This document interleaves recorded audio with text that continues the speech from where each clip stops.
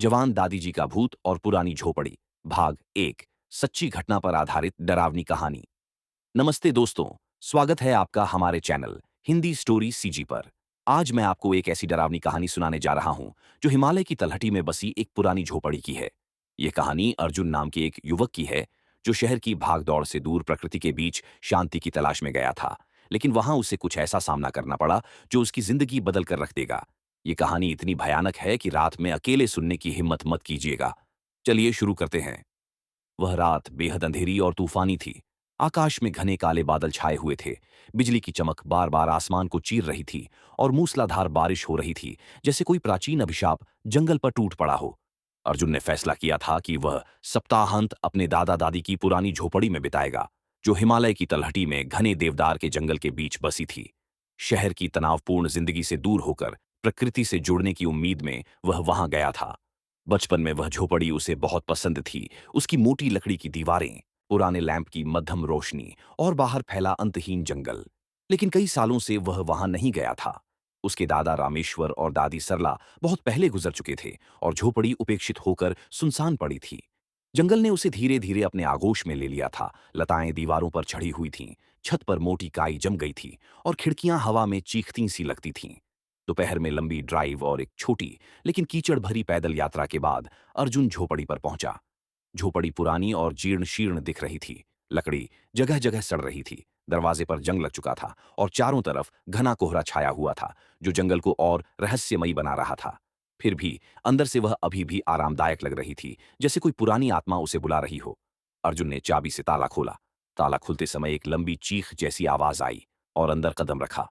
ठंडी नम हवा का झोंका आया, जिसमें पुरानी लकड़ी, फफूंद और किसी अजीब सी सड़ांध की महक थी। एक पुरानी यादों की बाढ़ सी आ गई। वह झोपड़ी घूमने लगा, परिचित चीजें देखकर भावुक हो उठा। उसने चिमनी देखी जहां बचपन में मार्शमैलो भूनते थे। अब उसमें मकड़ियों के घने जाले लटक रहे थे और राख के ढेर में कुछ हड्डियां जैसी चीजें दिख रही थीं। वह झूलती कुर्सी जहां दादी सरला उसे डरावनी कहानियां सुनाती थीं, अब वह खुद ब खुद हल्के से हिल रही थी, जैसे कोई अदृश्य व्यक्ति बैठा हो। रसोई जहां दादाजी रामेश्वर अपनी मोटी पैनकेक बनाते थे, अब वहां जंग लगे बर्तन और दीवारों पर अजीब सी खरोंचें थीं, जैसे किसी ने नाखूनों से खुरचा हो। अर्जुन के सीने में गर्माहट महसूस हुई, जैसे दादा दादी की आत्माएं उसे देख रही हों। लेकिन साथ ही एक हल्की बेचैनी भी, जैसे कोई तीसरी उपस्थिति हो। अर्जुन ने खुद को आरामदायक बनाने का फैसला किया और रात झोपड़ी में बिताने लगा। बाहर तूफान और तेज हो गया। हवा पेड़ों को झकझोर रही थी, जैसे कोई चीखें मार रहा हो, और बारिश की बूंदें छत पर ड्रम की तरह बज रही थीं। उसने चिमनी में आग जलाई, लेकिन नम लकड़ियां होने से धुआं कमरे में फैल गया। आंखें जलने लगीं और एक अजीब सी जलती हुई महक आई। उसने साधारण डिनर बनाया, सिर्फ सूप और ब्रेड, और किताब पढ़ने लगा। शुरुआत में शांति महसूस हुई, लेकिन धीरे धीरे खामोशी इतनी गहरी हो गई कि उसकी अपनी सांसें जोर से गूंजने लगीं।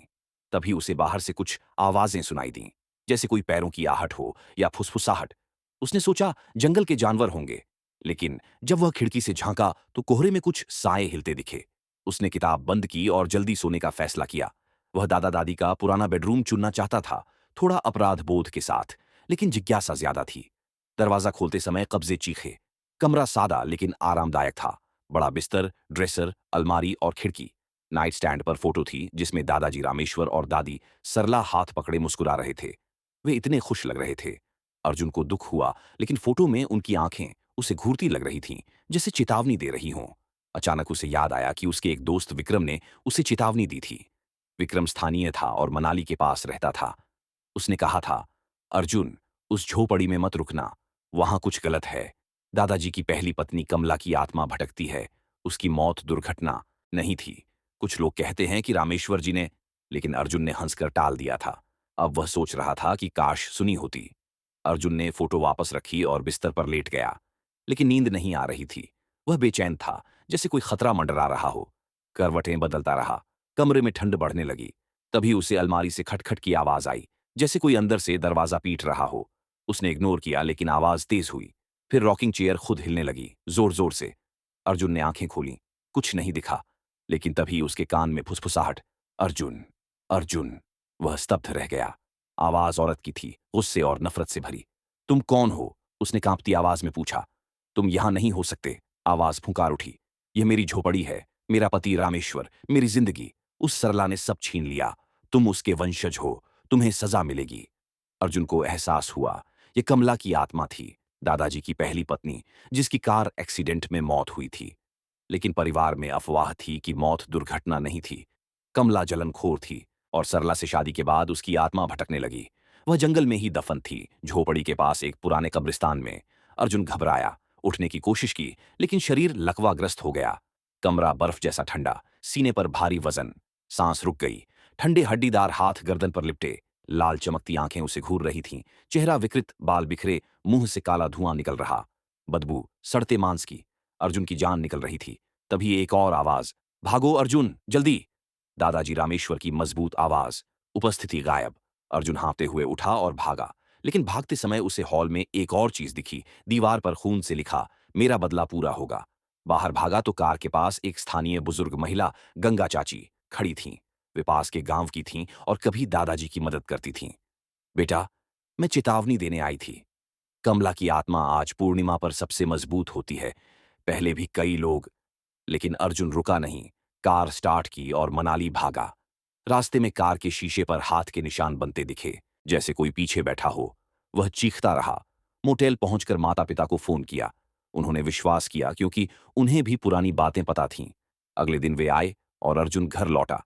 लेकिन अब वह जानता है कमला का बदला अधूरा है।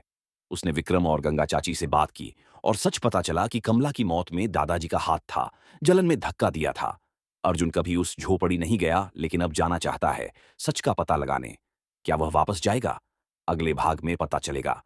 दोस्तों, अगर कहानी पसंद आई तो लाइक, शेयर और सब्सक्राइब जरूर करें।